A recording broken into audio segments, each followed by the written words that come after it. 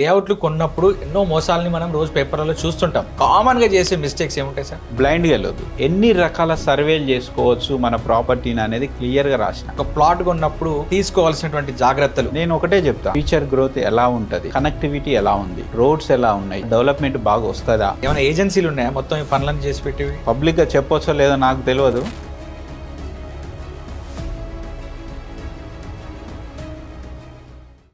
అట్లా సార్, ఇప్పుడు హైదరాబాద్ లాంటి మెట్రోపాలిటన్ సిటీస్లో హెచ్ఎండిఏ లేఅవుట్లు, మనకైతే ఇక్కడ హైదరాబాద్లో హెచ్ఎండిఏ లేఅవుట్లే కదా ఉండేది మొత్తం. ఈ లేఅవుట్లు కొన్నప్పుడు ఎన్నో మోసాలని మనం రోజు పేపర్లలో చూస్తుంటాం. ప్లాట్స్ కొన్నప్పుడు ఒక యావరేజ్ సాఫ్ట్వేర్ ఎంప్లాయీ కావచ్చు, ఫార్మా ఎంప్లాయీ కావచ్చు, లేదా ఒక చిన్న బిజినెస్ నడిపించుకునే ఒక వ్యక్తి కావచ్చు, కామన్గా చేసే మిస్టేక్స్ ఏముంటాయి సార్? అంటే మీ దృష్టికి వచ్చినాయి, అంటే మీ అనుభవంలో మీరు ఏం చెప్తారు?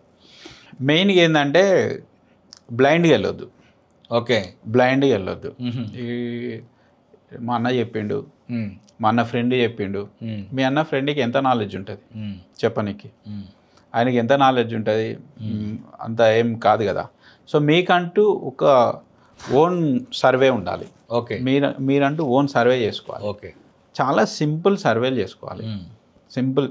మనం అందులో నేను ఇప్పుడు ఇంకొక విషయం, ఏదో ఇది బుక్ ప్రమోషన్ కోసం చెప్తున్నా అనుకుంటారు చాలామంది, మన పాడ్కాస్ట్ చూసినాను. ఓకే, నేను చెప్తున్నా ఎన్ని రకాల సర్వేలు చేసుకోవచ్చు మన ప్రాపర్టీని అనేది క్లియర్గా రాసిన. ఓకే, మన బుక్ చదివి ప్లాట్ కొనడానికి పోయిన వాళ్ళని ఎవరు మోసం చేయలేరు.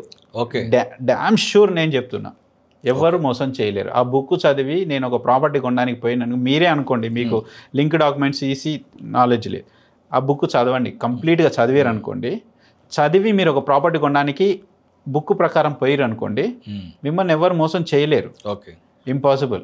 వాస్తవానికి రియల్ ఎస్టేట్లో సార్, మనం సినిమా చూస్తేనే 4-5 రివ్యూలు చూసి, తర్వాత బండి కొంటేనే 4-5 అడిగి 4-5 యూట్యూబ్ ఛానల్ చూసి ఏ బండి కొంటే బాగుంటుంది, మైలేజ్ బాగా ఇస్తుంది, ఏది మనకు స్టాండర్డ్గా ఉంటుంది అని చెప్పి చూస్తుంటాము. వాస్తవానికి ప్రీవియస్గా చూసుకుంటే పుస్తకాలు ఏవి లేవు తెలుగులో రియల్ ఎస్టేట్ మీద. ఇప్పుడు మీ పుస్తకం వచ్చింది కాబట్టి కొంత అవేర్నెస్ క్రియేట్ అవుతుంది అని చెప్పి నేను ఆశిస్తున్నా. అండ్ చాలా వరకు ట్రెండింగ్ అవుతుంది బుక్.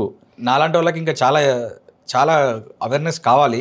ఎందుకనంటే మన దగ్గర సంపాదించిన డబ్బుల్ని ఎక్కువగా ఈ క్యాపిటల్ మార్కెట్స్, మన స్టాక్స్ కానీ, షేర్ మార్కెట్లో కానీ, మ్యూచువల్ ఫండ్స్లో కానీ, దాని మీద కొంత అవగాహన తక్కువ ఉంటుంది. కాబట్టి ఇమీడియట్గా ల్యాండ్స్ కొన్న వాళ్ళకి కొంత ఆత్మగౌరవము, రెస్పెక్ట్ కూడా ఎక్కువ ఉంటుంది. కాబట్టి ల్యాండ్స్ మీద పెట్టడానికి వస్తుంటారు. సో ఖచ్చితంగా ఒక ప్లాట్ కొన్నప్పుడు తీసుకోవాల్సినటువంటి జాగ్రత్తలు, అంటే ఈసీ లింక్ డాక్యుమెంట్స్, అది మెయిన్గా నేను చెప్పేది ఏంటంటే, మనము ఫస్ట్ ఏదైనా సరే ఒక ప్లాట్ కొనడానికి పోయినప్పుడు అసలు ప్లాట్ లొకేషన్ని మీరు మంచి లొకేషన్ని ఫైండ్ చేయాలి. ఓకే, ఫ్యూచర్ గ్రోత్ ఎలా ఉంటుంది, అక్కడ కనెక్టివిటీ ఎలా ఉంది, ఓకే, రోడ్స్ ఎలా ఉన్నాయి, రేపటి నాడు ఆడ డెవలప్మెంట్ బాగా వస్తుందా, ఈ వచ్చే ఛాన్స్ ఉందా, గవర్నమెంట్ ప్రపోజల్స్ ఏమన్నా ఉన్నాయా, సరౌండింగ్స్ ఎంత డిస్టెన్స్లో గవర్నమెంట్ ప్రాజెక్ట్స్ వస్తున్నాయి, ఎంత డిస్టెన్స్లో ప్రైవేట్ ప్రాజెక్ట్స్ వస్తున్నాయి. Private projects nothing but pharma city కావచ్చు, లేకుంటే సాఫ్ట్వేర్ కంపెనీస్ కావచ్చు, ఎంఎస్ఎంఈలు కావచ్చు, ఇప్పుడు విజయవాడ హైవేలో ఎంఎస్ఎంఈస్ కావచ్చు, ఇట్లా ఎన్ని ఇలాంటి ఏమైనా వస్తున్నాయా, వీటన్నిటిని మనం ప్లాట్ తీసుకునే లొకేషన్లో ఖచ్చితంగా చూడాలి. ఓన్లీ లీగల్ డాక్యుమెంట్స్ అవి అందరు చెప్తున్నారు ఇప్పుడు. సో వాటిని ఎలా అనలైజ్ చేయాలనేది క్లియర్గా నేను బుక్లో మెన్షన్ చేసిన.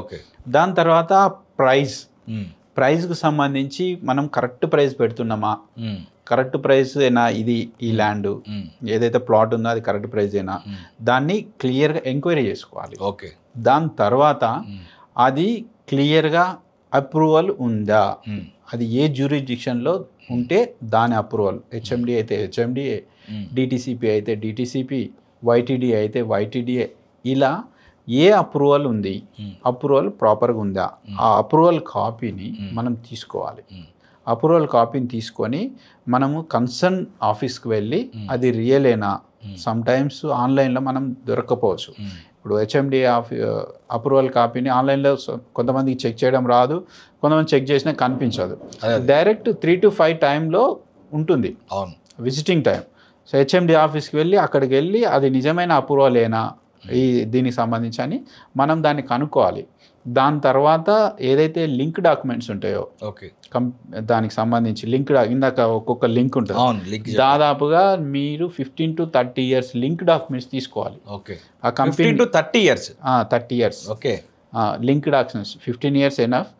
బ్యాంక్ లోన్ ఇవ్వాలి అంటే 15 years వరకు చెక్ చేస్తారు ఓకే మ్యాక్స్.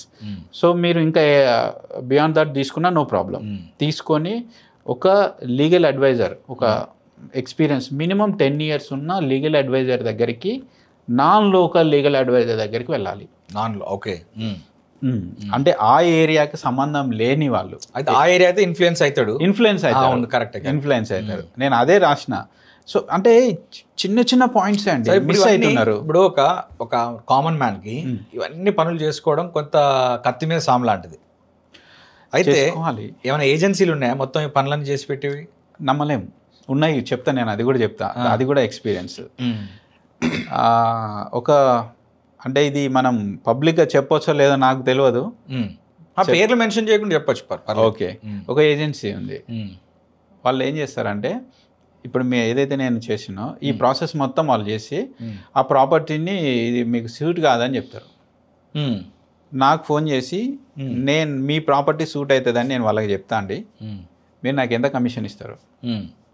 ఇది మన ఏజెన్సీ దగ్గరికి వస్తారు. ఇప్పుడు నాది వెంచర్స్ ఉన్నాయి కాబట్టి వాళ్ళు ఏం చేశారంటే నాకు ఫోన్ చేస్తారు.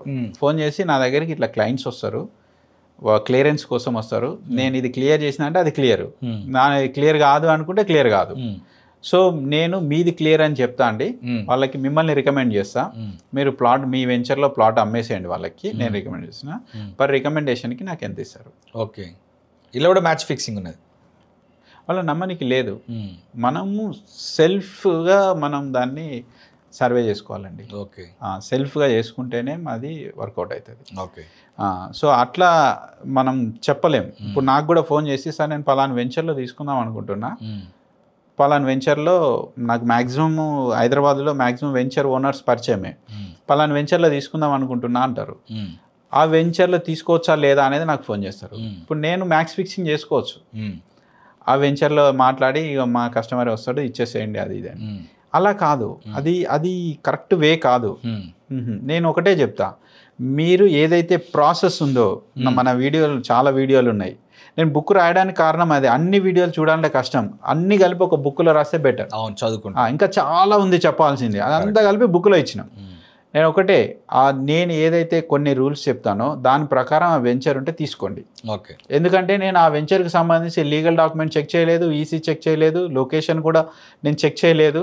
సో నాకు ఏది తెలియదు కాబట్టి నేను దాన్ని తీసుకోవచ్చా తీసుకోకూడదు అంటే మేబీ మంచి ప్రాపర్టీ పోగొట్టుకుంటారేమో, ఒకవేళ తీసుకోవచ్చు అంటే చెడ్డ ప్రాపర్టీని రికమెండ్ చేసినట్టు అవుతుందేమో. అవును, అందుకని రెండు సజెషన్స్ ఇవ్వను. ఏదైతే ఇవి చెప్తానో మెజర్మెంట్స్, పారామీటర్స్, ఈ పారామీటర్స్ ప్రకారము మీరు నచ్చితే తీసుకోండి. పారామీటర్స్ అదే చెప్పేది.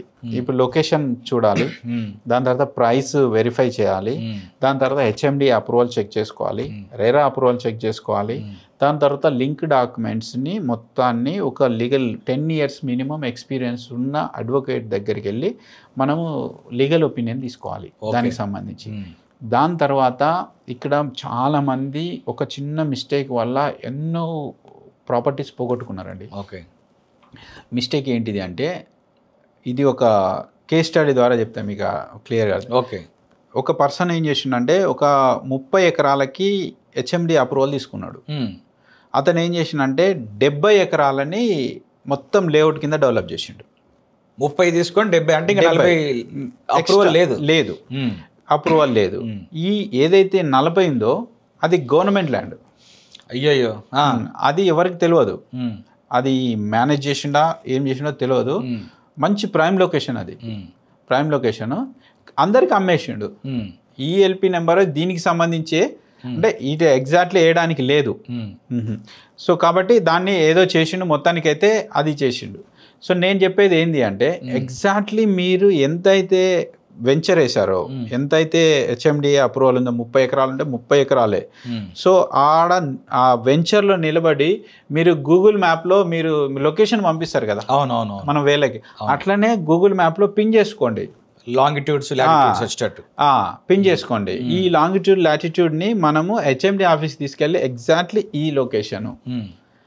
ఈ లొకేషన్లో ప్లాట్ ఉంది, ఇది ఒరిజినలేనా, ఇది మీరు ఇచ్చిన అప్రూవల్, మీరు అప్రూవల్ ఒక ల్యాండ్కి ఇచ్చిండ్రు, సర్వే నెంబర్ 2030కి అప్రూవల్ ఇచ్చిండ్రు, కానీ ఆ అప్రూవల్ 2030 ఈ లొకేషన్లోనే ఉందా అదే క్రాస్ వెరిఫై చేసుకోవాలి. అది ఖచ్చితంగా చేసుకోవాలి. ఎందుకంటే అప్రూవల్ ఏమో 20 సర్వే నెంబర్ మీద ఉంది, కానీ ఫీల్డ్లో వచ్చేసి మీకు 30 సర్వే నెంబర్ మీద డెవలప్ చేసిండు.